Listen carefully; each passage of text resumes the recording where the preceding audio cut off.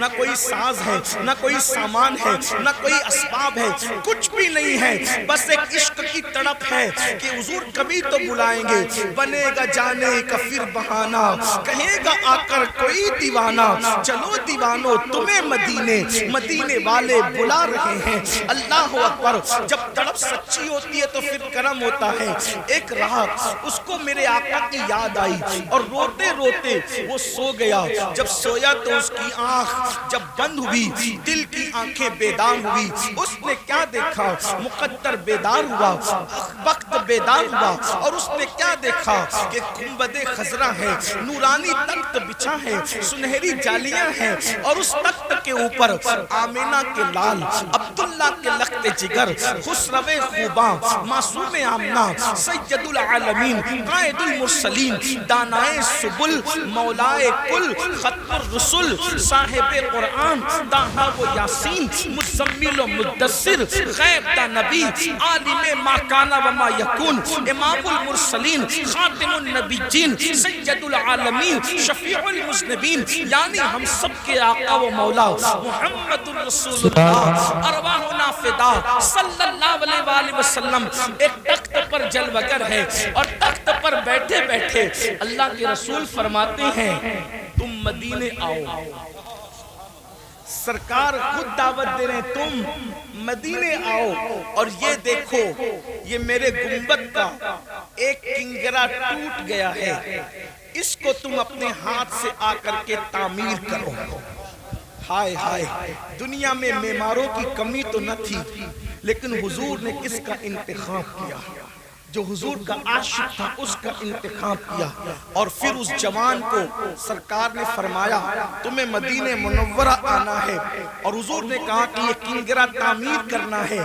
جیسے ہی اس کی آنکھ کھلی تو پورا گھر خوشبو سے معطر تھا، پورا گھر خوشبو سے مہک رہا تھا، سبحان اللہ سبحان اللہ، گڑگڑا رہا تھا، رو رہا تھا۔ حضور نے بلایا ہے، نہ پیسے ہے، نہ مال ہے، نہ ساز ہے، نہ سامان ہے، نہ اسباب ہے، کچھ بھی نہیں۔ آقا نے کہا کہ تمہیں آنا ہے، اور وہ بندہ عاشق سچا ہوتا ہے، یقین اس کا مضبوط ہوتا ہے۔ اس نے کیا کیا؟ تعمیر کا سامان تھیلی میں ڈالا، کپڑے بھرے، تھیلا کندھے پہ ڈالا، اور جہاں سے ساحل سے جہاز جدہ کی طرف روانہ ہوتے تھے اس ساحل پر گیا۔ کوئی پیسہ نہیں، کوئی مال نہیں، لوگ اس کو کہانی قصہ کہہ کر ہنس کے اڑا دے تو الگ بات ہے، لیکن یہ تاریخ ہے، سچائی ہے۔ جب وہ ساحل سمندر پہ پہنچا تو دیکھا ایک بہت بڑا جہاز جدہ کے لیے جانے والا ہے، اور ملاح کیپٹن جو ہے، اللہ اکبر، کپتان پوری کوشش کر رہا ہے جہاز کو آگے بڑھانے کی، لیکن جہاز آگے بڑھتا نہیں، جہاز آگے نہیں بڑھتا۔ کپتان نے کہا ہو سکتا ہے اس میں اللہ رسول کی کوئی خاص مرضی ہو۔ جب کپتان نے ادھر ادھر نظر گھمائی تو دیکھا کہ بکھرے ہوئے بال، پھٹے پرانے کپڑے، چہرے کا اڑا اڑا رنگ، اور آنکھوں میں آنسو، ایک دیوانہ ساحل پر ادھر ادھر چلتا نظر آ رہا ہے۔ اس کو آواز دی، کہاں کا ارادہ ہے؟ کہا مدینے جانا ہے۔ ٹکٹ کچھ نہیں، حضور نے بلایا جانا ہے، آؤ بیٹھو۔ جیسے کشتی میں بٹھایا، کشتی چل پڑی۔ اب سب کا کوئی نہ کوئی معلم تھا، سب کا کوئی نہ کوئی میزبان تھا۔ اب یہ بندہ سوچ رہا ہے میں جدہ اتروں گا تو جاؤں گا کہاں، کیونکہ سب کو تو معلم لے جائے گا، کیونکہ سب نے پہلے سے سب سیٹ کر رکھا ہے، منصوبہ بنا رکھا ہے، لیکن میں تو اچانک آیا، مجھے کون لے جائے گا۔ لیکن جب جدہ کے ساحل پر یہ اترا تو اس کی حیرت کی انتہا نہ رہی۔ کسی کو معلم لینے آئے تھے، کسی کو رشتہ دار لینے آئے تھے، لیکن اس کو مدینے کا گورنر لینے کے لیے آیا تھا۔ تم فلاں؟ ہاں میں فلاں، لیکن تم کون؟ میں مدینہ منورہ کا گورنر ہوں اور تمہیں لینے آئے۔ تم کیوں لینے آئے؟ تمہیں کیسے پتا چلا کہ میں مدینے جانے والا ہوں؟ تو کہا رات خواب میں مصطفیٰ جان رحمت کا دیدار ہوا اور فرمایا کیا تو مجھے اپنا مہمان بنانا چاہتا ہے؟ کیا تو میری میزبانی کرنا چاہتا ہے؟ جی یا رسول اللہ، میں تو آپ کے صدیوں بعد پیدا ہوا آقا، لیکن میں آپ کی ضرور مہمانی کرنا چاہتا ہوں۔ فرمایا ہند سے میرا ایک عاشق آ رہا ہے، اگر تو اس کی خدمت کرے گا تو گویا کہ تو نے میری خدمت کر لی، اس لیے میں تمہیں لینے کے لیے آیا ہوں۔ اللہ اکبر۔ پھر جدہ سے یہ قافلہ مدینہ منورہ پہنچا۔ اس عاشق نے کہا، لوگوں نے کسی نے کہا کھانا کھا لو، کسی نے کہا کپڑے بدل لو، کسی نے کہا یہ کر لو، کسی نے کہا وہ کر لو۔ اس نے کہا میں نے کچھ نہیں کرنا، میں تو جس کام سے آیا ہوں وہی کام کرنا ہے۔ اور عاشق غسل کر کے جب آقا کی جالیوں کے سامنے گیا تو عرض کیا یا رسول اللہ، پہلے تو آپ پر سلام ہو، اور دوسرا یہ سرکار سب آتے ہیں، اہتمام سے آتے ہیں اور پیسے خرچ کر کے آتے ہیں، انتظامات سے آتے ہیں، لیکن یا رسول اللہ میں تو خالص آپ کے بلاوے پر آیا ہوں، اور آنے والا کوئی نہ کوئی مراد لے کر آتا ہے، میری مراد بس اتنی ہے، گر پڑ کے یہاں پہنچا، مر مر کے تمہیں پایا، چھوٹے نہ یا رسول اللہ سنگے درے جانانا۔ آقا جب بلایا ہے اب کبھی واپس مت بھیجنا، بس اتنا منہ ہی منہ میں کہا۔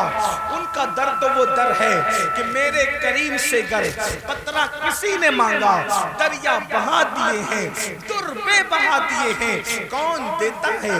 دینے کو منہ چاہیے، دینے والا ہے سچا ہمارا نبی۔ قربان میں ان کی بخشش کے، مقصد بھی زباں پر آیا نہیں، قربان میں ان کی بخشش کے، مقصد بھی زباں پر آیا نہیں، بن مانگے دیا، اور اتنا دیا دامن میں ہمارے سمایا نہیں۔ اللہ اکبر۔ میرے آقا سے انہوں نے عرض کی آقا بلایا ہے، لیکن اب یہاں سے واپس مت بھیجنا، یہی رہنے کے لیے آیا ہوں۔ اور پھر گورنر مدینہ سے کہا کنگرہ تعمیر کرنے کے لیے بلایا ہے، میں اب اوپر جا سکتا ہوں؟ اور کمر میں رسی باندھی گئی، وہ اوپر چڑھ کر کے گئے، کنگرہ تعمیر کیا۔ تعمیر کرنے کے بعد لوگ باتیں کر رہے تھے، اس عاشق کو حضور نے بلایا ہے، جب یہ نیچے آئے گا ہم اپنے گھر لے جائیں گے، دعائیں کروائیں گے، یہ کریں گے، وہ کریں گے، وہ کریں گے۔ لیکن وہ کنگرہ تعمیر کر کے گنبد سے چمٹ گیا اور زار زار رونے لگا، اور تھوڑی دیر میں اس کی گردن ڈھلک گئی۔ لوگوں نے کہا نیچے آؤ بھائی، کام ہو گیا، نیچے آؤ، نیچے آؤ، ہو گیا کام، نیچے آؤ۔ لیکن وہ سنتا کس کی؟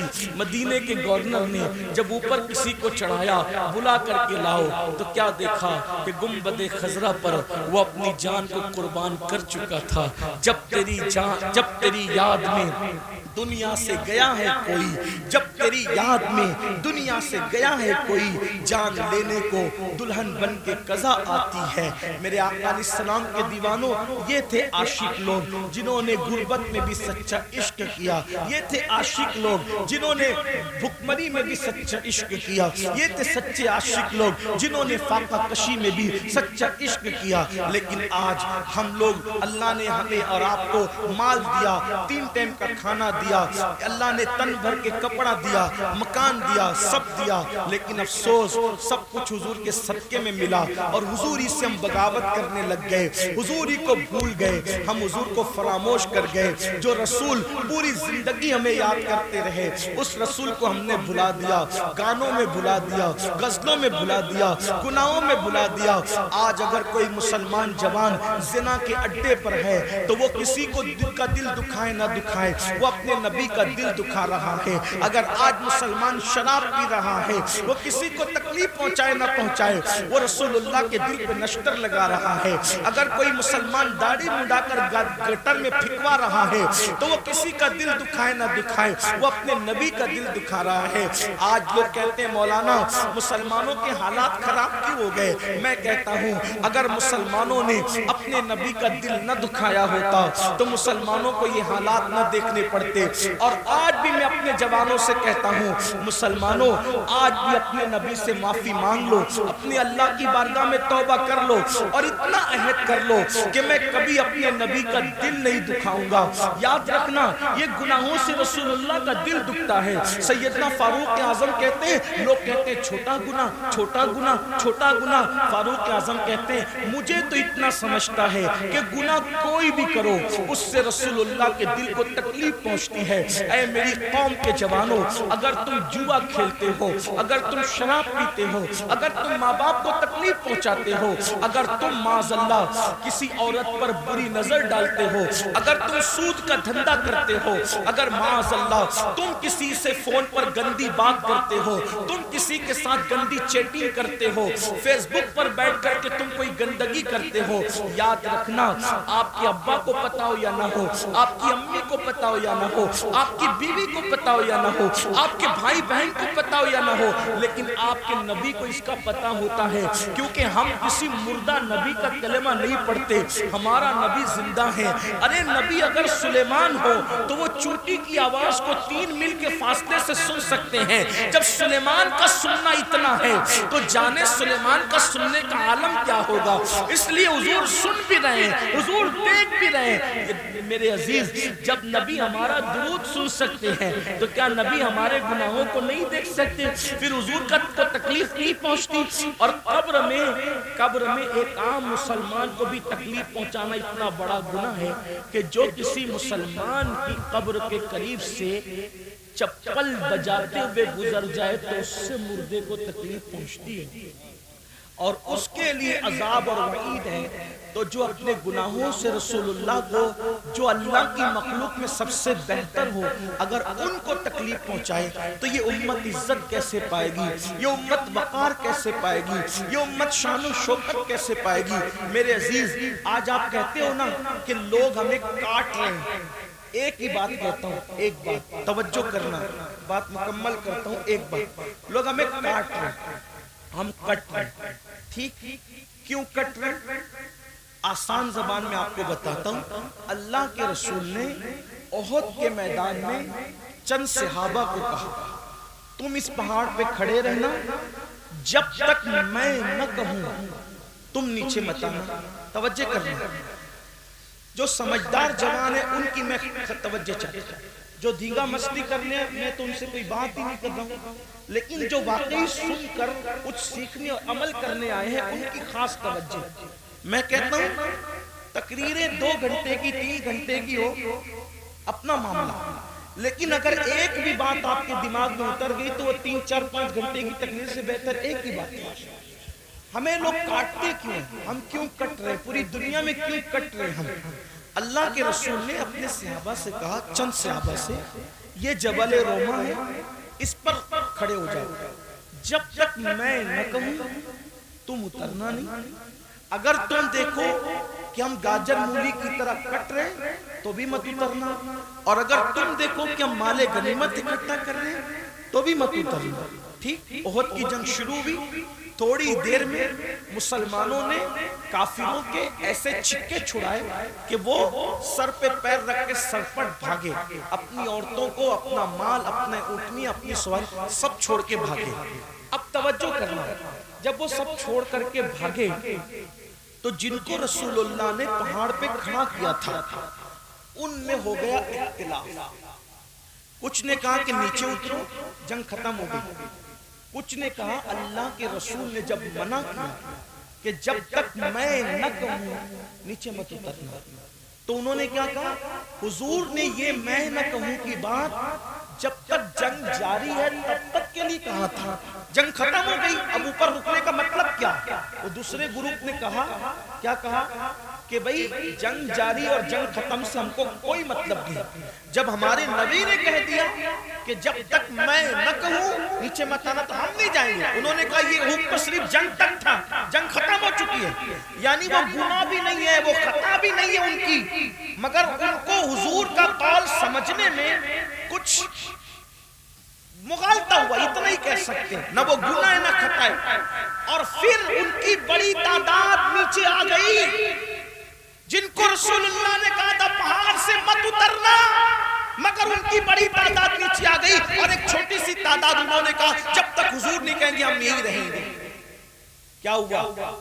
جو بھاگ رہے تھے سرپٹ سروں پہ پیر رکھ کر کے، وہ بیویاں چھوڑ کے، اونٹنیاں چھوڑ کے، گھوڑے چھوڑ کے جو بھاگ رہے تھے، انہوں نے جب وہ پہاڑ خالی دیکھا پلٹ کے حملہ کیا. اور جب پلٹ کے حملہ کیا تو احد کے میدان میں 70 مسلمان شہید ہوئے. کتنے مسلمان کٹے؟ 70. امیر حمزہ، مصعب بن عمیر، عبداللہ ابن جہش، حضرت شماس، حضرت حنزلہ، حضرت اسود. کتنے؟ 70 صحابہ. اور ان میں سے کسی کا کلیجہ نکال کے چبایا گیا، کسی کے کان کاٹے گئے، کسی کی ناک کاٹی گئی.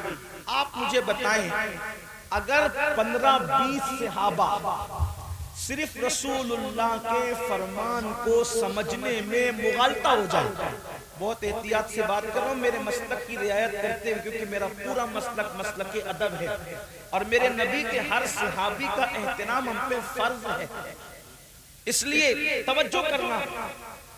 15-20 اصحاب رسول فرمان رسالت کے سمجھنے میں اگر کچھ ذہن میں عجیب سا معاملہ ہو جائے اور حضور نے کہا مت اترنا اور وہ اتر جائیں تو کتنے لوگ کٹتے ہیں؟